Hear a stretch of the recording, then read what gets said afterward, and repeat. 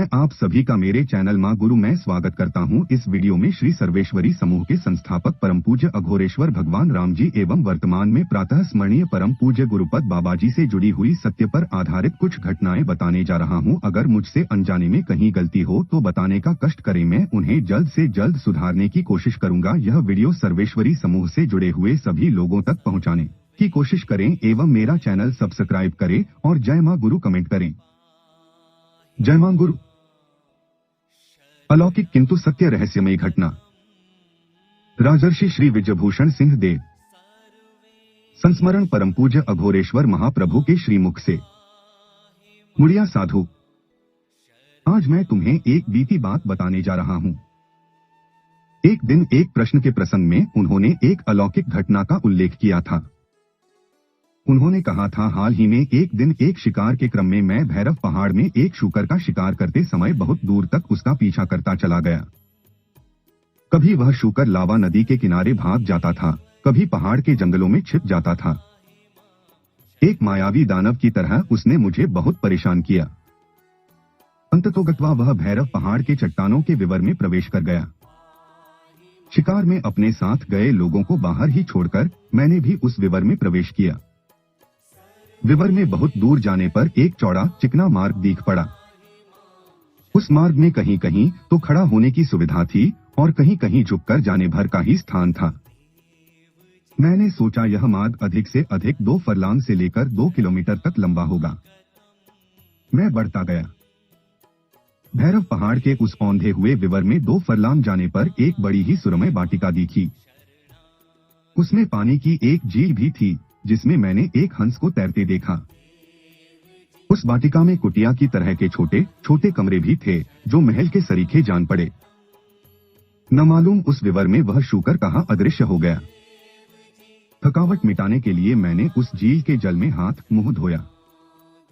उसी समय वाटिका में स्थित एक कमरे से निकलकर पीतांबर धारण की हुई एक अति वृद्धा देवी ने मेरे ऊपर जल छिड़का और मेरा अभिषेक किया। उनकी केश राशि से विद्युत प्रभा छिटक रही थी। उस देवी को बड़ी प्रसन्न मुद्रा में देखकर मैंने प्रणाम किया और पूछा, माता आप कौन हैं? उन्होंने कहा, मैं राज्य लक्ष्मी हूँ। विजयभूषण, इस शरीर को छोड़कर जब तुम आओगे तो यहीं निवास करोगे। उस शूकर के रूप में जिसका तुम देर तक पीछा करते रहे, अन्य कोई नहीं, वाराह रूपिणी प्राण स्वामिनी मैं ही थी। संतों की सेवा से तुम्हारे पुण्य का अंबार लग गया है। जब तुम समझने लगोगे कि तुम्हारे इस शरीर की आलोचना हो रही है, निंदा हो रही है, परिवार कुटुंबियों ने तुम्हारे प्रति केवल ऊपरी भाव से ही स्नेह रखा है और भीतर से तिरस्कार की भावना रखी है, तब तुम्हारा परमाणु के सदृश प्राण इस शरीर को छोड़ देगा। तब तुम सहस्रों वर्षों तक इसी भैरव पर्वत की इन्हीं गुफाओं की अट्टालिका में देवत्व के सरीखा निवास करोगे। इतना कहकर देवी अदृश्य हो गईं। मुड़िया साधु, भूतपूर्व जशपुर नरेश मुझे महाराज कहकर संबोधित करते थे।